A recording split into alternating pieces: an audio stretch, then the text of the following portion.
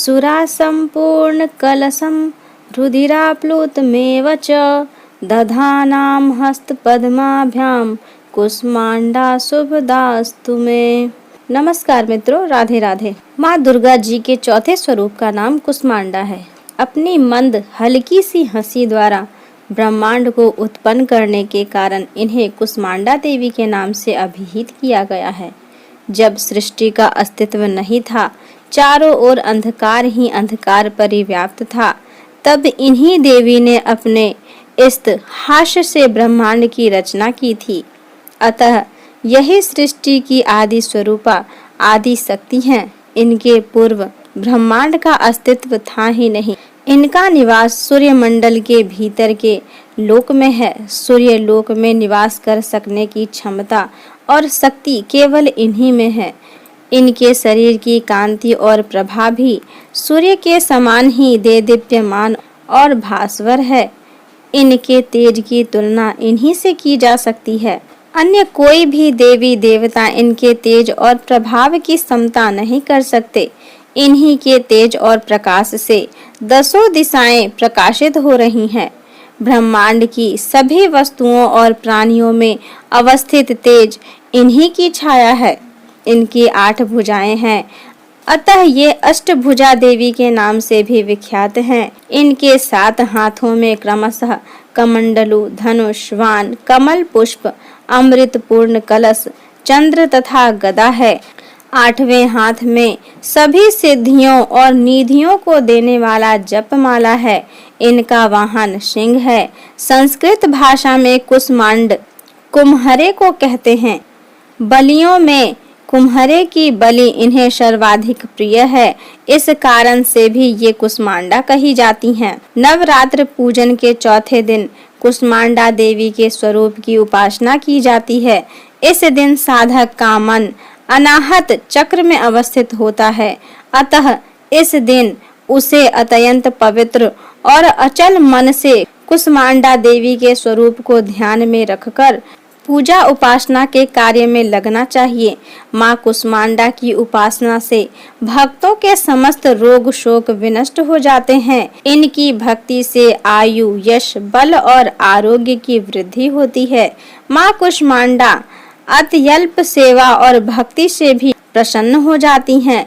यदि मनुष्य सच्चे हृदय से इनका शरणागत बन जाए तो फिर उसे अत्यंत सुगमता से परम पद की प्राप्ति हो सकती है। हमें चाहिए कि हम शास्त्रों पुराणों में वर्णित विधि विधान के अनुसार माँ दुर्गा की उपासना और भक्ति के मार्ग पर अहर्निश अग्रसर हों। माँ के भक्ति मार्ग पर कुछ ही कदम आगे बढ़ने पर भक्त साधक को उनकी कृपा का सूक्ष्म अनुभव होने लगता है। यह दुख स्वरूप संसार उसके लिए अत्यंत सुखद और सुगम बन जाता है। माँ की उपासना मनुष्य को सहज भाव से भव सागर से पार उतारने के लिए सर्वाधिक सुगम और श्रेष्ठकर मार्ग है।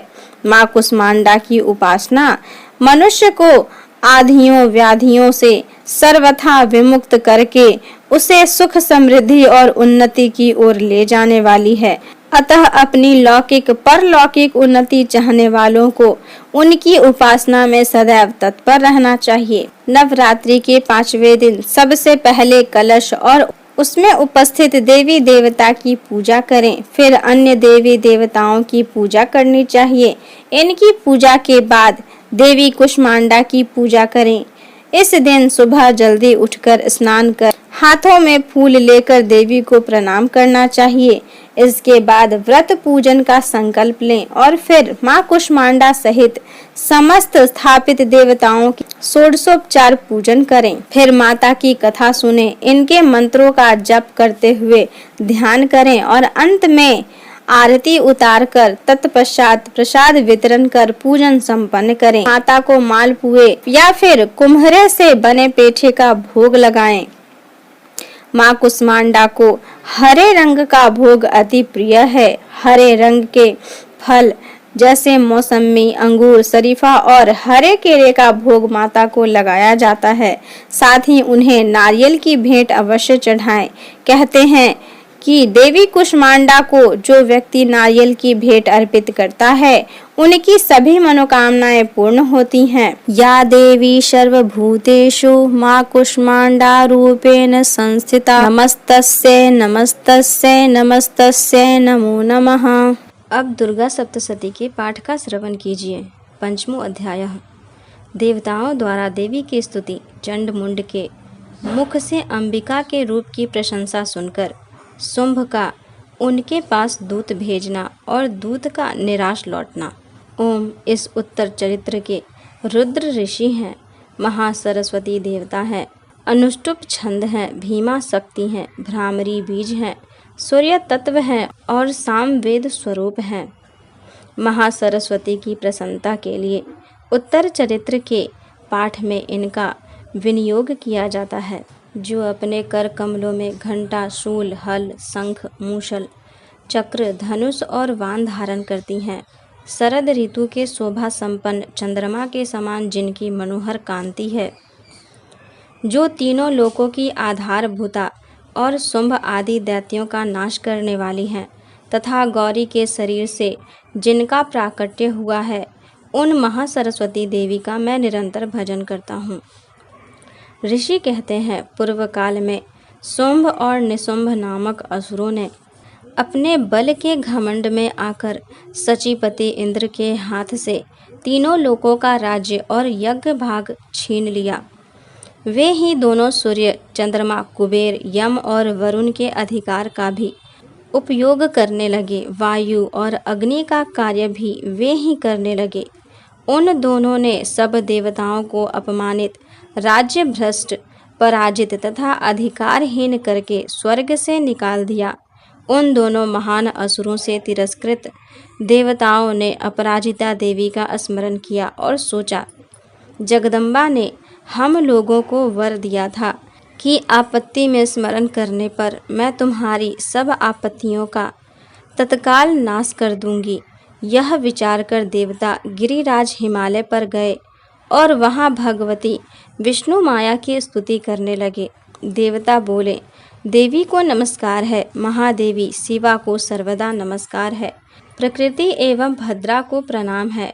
हम लोग नियम पूर्वक जगदम्बा को नमस्कार करते हैं। रौद्रा को नमस्कार है, नित्या, गौरी एवं धात्री को बारंबार नमस्कार है। ज्योत्सनामयी, चंद्र रूपिणी एवं सुख स्वरूपा देवी को सतत प्रणाम है। शरणागतों का कल्याण करने वाली वृद्धि एवं सिद्धि स्वरूपा देवी को हम बारंबार नमस्कार करते हैं। राक्षसों की लक्ष्मी, राजाओं की लक्ष्मी तथा सर्वाणी स्वरूपा आप जगदम्बा को बारंबार नमस्कार है। दुर्गा, दुर्गपारा, सारा, सर्वकारिणी, ख्याति, कृष्णा और धूम्रा देवी को सर्वदा नमस्कार है। अत्यंत सौम्य तथा अत्यंत रौद्र रूपा देवी को हम नमस्कार करते हैं। उन्हें हमारा बारंबार प्रणाम है। जगत की आधारभूता कृति देवी को बारंबार नमस्कार है। जो देवी सब प्राणियों में विष्णु माया के नाम से कही जाती हैं, उनको नमस्कार, उनको नमस्कार, उनको बारंबार नमस्कार है। जो देवी सब प्राणियों में चेतना कहलाती है, उनको नमस्कार, उनको नमस्कार, उनको बारंबार नमस्कार है। जो देवी सब प्राणियों में बुद्धि रूप से स्थित हैं, उनको नमस्कार, उनको नमस्कार, उनको बारंबार नमस्कार है। जो देवी सब प्राणियों में निद्रा रूप से स्थित हैं, उनको नमस्कार, उनको नमस्कार, उनको बारंबार नमस्कार है। जो देवी सब प्राणियों में क्षुधा रूप से स्थित हैं, उनको नमस्कार, उनको नमस्कार, उनको बारंबार नमस्कार है। जो देवी सब प्राणियों में छाया रूप से स्थित हैं, उनको नमस्कार, उनको नमस्कार, उनको बारंबार नमस्कार है। जो देवी सब प्राणियों में शक्ति रूप से स्थित हैं, उनको नमस्कार, उनको नमस्कार, उनको बारंबार नमस्कार है। जो देवी सब प्राणियों में तृष्णा रूप से स्थित हैं, उनको नमस्कार, उनको नमस्कार, उनको बारंबार नमस्कार है।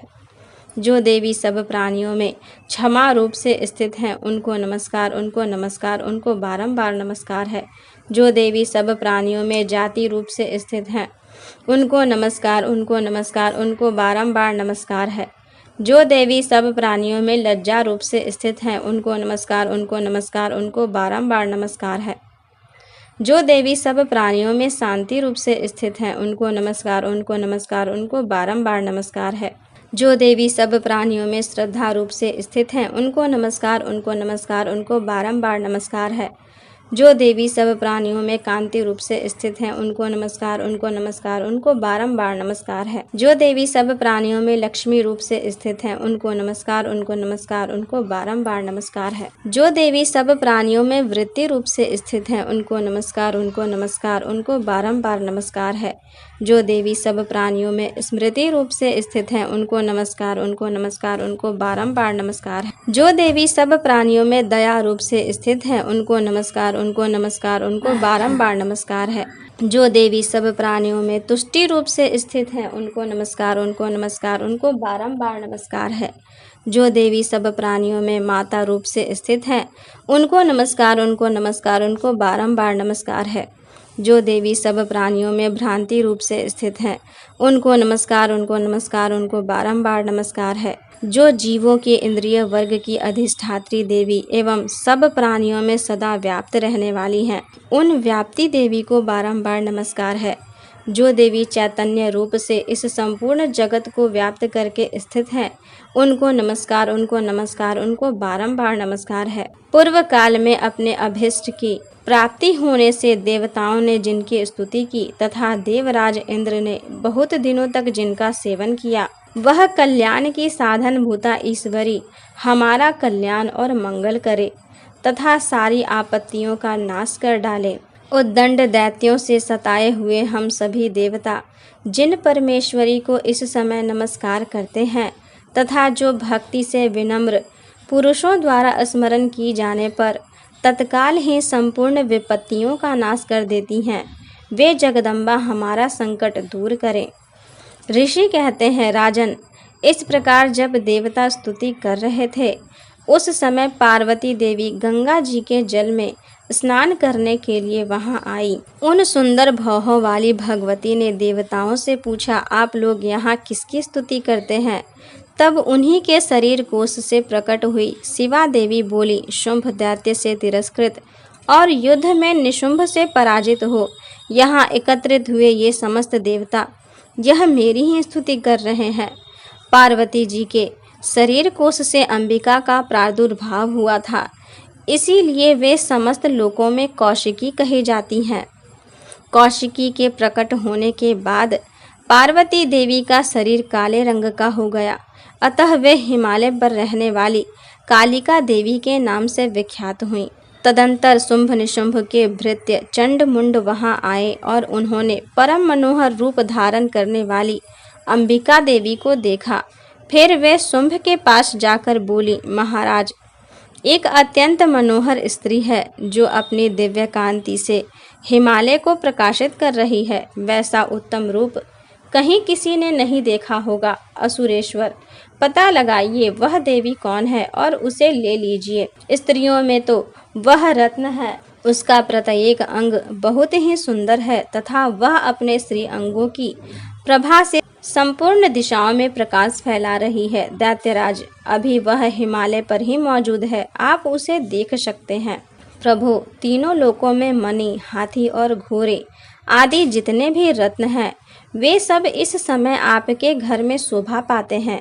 हाथियों में रत्नभूत ऐरावत, यह पारिजात का वृक्ष और यह उच्च श्रवा घोड़ा, यह सब आपने इंद्र से ले लिया है। हंसों से जुता हुआ यह विमान भी आपके आंगन में शोभा पाता है। यह रत्नभूत अद्भुत विमान जो पहले ब्रह्मा जी के पास था, अब आपके यहाँ लाया गया है। यह महापद्म नामक निधि आप कुबेर से छीन लाए हैं। समुद्र ने भी आपको किंजलीकनी नामक माला भेंट की है, जो केसरों से सुशोभित है और जिसके कमल कभी कुंभलाते नहीं हैं। सुवर्ण की वर्षा करने वाला वरुण का छत्र भी आपके घर में शोभा पाता है तथा यह श्रेष्ठ रथ जो पहले प्रजापति के अधिकार में था, अब आपके पास मौजूद है। दैत्येश्वर, मृत्यु की उत्क्रांतिदा नाम वाली शक्ति भी आपने छीन ली है तथा वरुण का पास और समुद्र में होने वाले सब प्रकार के रत्न आपके भाई निशुंभ के अधिकार में है। अग्नि ने भी स्वतः शुद्ध किए हुए 2 वस्त्र आपकी सेवा में अर्पित किए हैं। दैत्यराज, इस प्रकार सभी रत्न आपने एकत्र कर लिए हैं। फिर जो यह स्त्रियों में रत्न रूप कल्याणमयी देवी है, इसे आप क्यों नहीं अपने अधिकार में कर लेते? ऋषि कहते हैं। चंड मुंड का यह वचन सुनकर शुंभ ने महादैत्य सुग्रीव को दूत बनाकर देवी के पास भेजा और कहा, तुम मेरी आज्ञा से उसके सामने ये बातें कहना और ऐसा उपाय करना जिससे प्रसन्न होकर वह शीघ्र ही यहाँ आ जाए। वह दूत पर्वत के अत्यंत रमणीय प्रदेश में जहाँ देवी मौजूद थी गया और मधुर वाणी में कोमल वचन बोला। दूत बोला, देवी, दैत्यराज शुंभ इस समय तीनों लोकों के परमेश्वर हैं। मैं उन्हीं का भेजा हुआ दूत हूँ और यहाँ तुम्हारे ही पास आया हूँ। उनकी आज्ञा सदा सब देवता एक स्वर से मानते हैं, कोई उसका उल्लंघन नहीं कर सकता। वे संपूर्ण देवताओं को परास्त कर चुके हैं। उन्होंने तुम्हारे लिए जो संदेश दिया है उसे सुनो। संपूर्ण त्रिलोकी मेरे अधिकार में है। देवता भी मेरी आज्ञा के अधीन चलते हैं। संपूर्ण यज्ञों के भागों को मैं ही पृथक पृथक भोगता हूँ। तीनों लोकों में जितने श्रेष्ठ रत्न हैं, वे सब मेरे अधिकार में हैं। देवराज इंद्र का वाहन ऐरावत, जो हाथियों में रत्न के समान है, मैंने छीन लिया है। क्षीर सागर का मंथन करने से जो अश्व रत्न उच्च स्रवा प्रकट हुआ था, उसे देवताओं ने मेरे पैरों में पड़कर समर्पित किया है। सुंदरी, उसके सिवा और भी जितने भी रत्नभूत पदार्थ देवताओं, गंधर्वों और नागों के पास थे, वे सब मेरे ही पास आ गए हैं। देवी, हम लोग तुम्हें संसार की स्त्रियों में रत्न मानते हैं, अतः तुम हमारे पास आ जाओ, क्योंकि रत्नों का उपभोग करने वाले हम ही हैं। चंचल कटाक्षों वाली सुंदरी, तुम मेरी या मेरे भाई महापराक्रमी निशुंभ की सेवा में आ जाओ, क्योंकि तुम रत्न स्वरूपा हो। मेरा वरण करने से तुम्हें तुलना रहित महान ऐश्वर्य की प्राप्ति होगी। अपनी बुद्धि से यह विचार कर तुम मेरी पत्नी बन जाओ।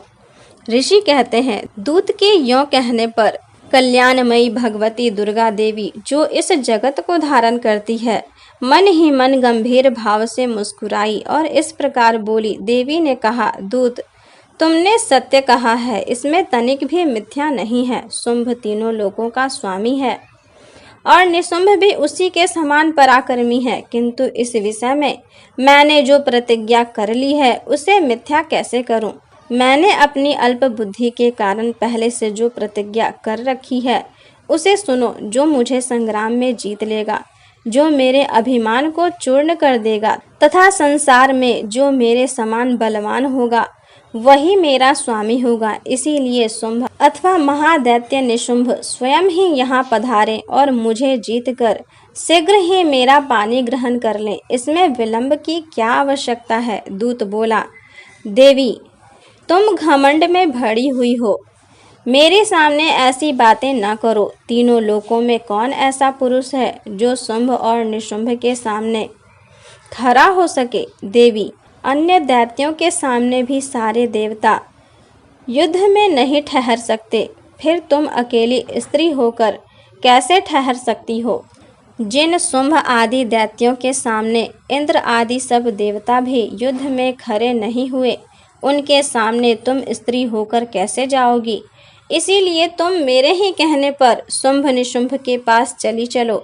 ऐसा करने से तुम्हारे गौरव की रक्षा होगी, अन्यथा जब वे केश पकड़कर घसीटेंगे तब तुम्हें अपनी प्रतिष्ठा खोकर जाना पड़ेगा। देवी ने कहा, तुम्हारा कहना ठीक है, शुंभ बलवान है और निशुंभ भी बड़े पराक्रमी हैं, किंतु क्या करूं? मैंने पहले बिना सोचे समझे प्रतिज्ञा कर ली है, अतः अब तुम जाओ। मैंने तुमसे जो कुछ कहा है वह सब दैत्य राज से आदर पूर्वक कहना, फिर वे जो उचित जान पड़े करें। इस प्रकार श्री मार्कंडे पुराण में सावर्णिक मनवंतर की कथा के अंतर्गत देवी महात्म्य में देवी दूत संवाद नामक 5वां अध्याय पूर्ण हुआ। 6वां अध्याय धूम्रलोचन वध। मैं सर्वज्ञेश्वर भैरव के अंक में निवास करने वाली परम उत्कृष्ट पद्मावती देवी का चिंतन करता हूँ। वे नागराज के आसन पर बैठी हैं। नागों के फनों में सुशोभित होने वाली मणियों की विशाल माला से उनकी देहलता उद्भासित हो रही है। सूर्य के समान उनका तेज है। 3 नेत्र उनकी शोभा बढ़ा रहे हैं। वे हाथों में माला, कुंभ, कपाल और कमल लिए हुए हैं तथा उनके मस्तक में अर्धचंद्र का मुकुट सुशोभित है। ऋषि कहते हैं, देवी का यह कथन सुनकर दूत को बड़ा अमर्ष हुआ और उसने दैत्यराज के पास जाकर सब समाचार विस्तार पूर्वक कह सुनाया। दूत के उन वचन को सुनकर दैत्यराज कुपित हो उठा और दैत्य सेनापति धूम्रलोचन से बोला, धूम्रलोचन, तुम शीघ्र अपनी सेना साथ लेकर जाओ और उस दुष्टा के केस पकड़कर घसीटते हुए उसे बलपूर्वक यहाँ ले आओ। उसकी रक्षा करने के लिए यदि कोई दूसरा खड़ा हो तो वह देवता, यक्ष अथवा गंधर्व ही क्यों न हो, उसे अवश्य मार डालना। ऋषि कहते हैं, शुंभ के इस प्रकार आज्ञा देने पर वह धूम्रलोचन दैत्य 60,000 असुरों की सेना को साथ लेकर वहां से तुरंत चल दिया। वहां पहुंचकर उसने हिमालय पर रहने वाली देवी को देखा और ललकार कर कहा, अरे तो शुंभ निशुंभ के पास चल। यदि इस समय प्रसन्नता पूर्वक मेरे स्वामी के समीप नहीं चलेगी तो मैं बलपूर्वक झूठा पकड़कर घसीटते हुए तुझे ले चलूंगा। देवी बोली, तुम्हें दैत्यों के राजा ने भेजा है। तुम स्वयं भी बलवान हो और तुम्हारे साथ विशाल सेना भी है। ऐसी दशा में यदि मुझे बलपूर्वक ले चलोगे तो मैं तुम्हारा क्या कर सकती हूँ। ऋषि कहते हैं, देवी के यों कहने पर असुर धूम्रलोचन उनकी ओर दौड़ा। तब अंबिका ने हूँ शब्द के उच्चारण मात्र से उसे भस्म कर दिया। फिर तो क्रोध में भरी हुई दैत्यों की विशाल सेना और अंबिका ने एक दूसरे पर तीखे सायकों, शक्तियों तथा फरसों की वर्षा आरंभ की। इतने में ही देवी का वाहन सिंह क्रोध में भरकर भयंकर गर्जना करके गर्दन के बालों को हिलाता हुआ असुरों की सेना में कूद पड़ा। उसने कुछ दैत्यों को पंजों की मार से, कितनों को अपने जबरों से और कितने ही महादैत्य को पटक कर ओठ की दाढ़ों से घायल करके मार डाला। उस सिंह ने अपने नखों से कितनों के पेट फाड़ डाले और थप्पड़ मारकर कितनों के सिर धड़ से अलग कर दिए। कितनों की भुजाएं और मस्तक काट डाले तथा अपनी गर्दन के बाल हिलाते हुए उसने दूसरे दैत्यों के पेट फाड़कर उसका रक्त चूस लिया। अत्यंत क्रोध में भरे हुए देवी के वाहन उस महाबली सिंह ने क्षण भर में ही असुरों की सारी सेना का संहार कर डाला। शुंभ ने जब सुना कि देवी ने धूम्रलोचन असुर को मार डाला है तथा उसके सिंह ने सारी सेना का सफाया कर डाला, तब उस दैत्यराज को बड़ा क्रोध हुआ। उसका ओठ कांपने लगा। उसने चंड और मुंड नामक दोनों महादैत्यों को आज्ञा दी, हे चंड और हे मुंड, तुम लोग बहुत बड़ी सेना लेकर वहां जाओ। उस देवी के झोटे पकड़कर अथवा उसे बांधकर शीघ्र यहाँ ले आओ। यदि इस प्रकार उसको लाने में संदेह हो तो युद्ध में सब प्रकार के अस्त्र शस्त्रों तथा समस्त आसुरी सेना का प्रयोग करके उसकी हत्या कर डालना। उस दुष्टा की हत्या होने तथा सिंह के भी मारे जाने पर उस अंबिका को बांधकर साथ ले शीघ्र ही लौट आना। इस प्रकार श्री मार्कंडेय पुराण में सावर्णिक मनवंतर की कथा के अंतर्गत देवी महात्म्य में धूम्रलोचन वध नामक 6ठा अध्याय पूरा हुआ। हमारे साथ वीडियो में अंत तक जुड़े रहने के लिए धन्यवाद। आपका तथा आपके परिवार का दिन शुभ हो तथा आपकी समस्त बाधाएं माता रानी की कृपा से दूर होती रहें और आपका जीवन मंगलमय बना रहे। मिलते हैं अगले वीडियो में, तब तक के लिए धन्यवाद।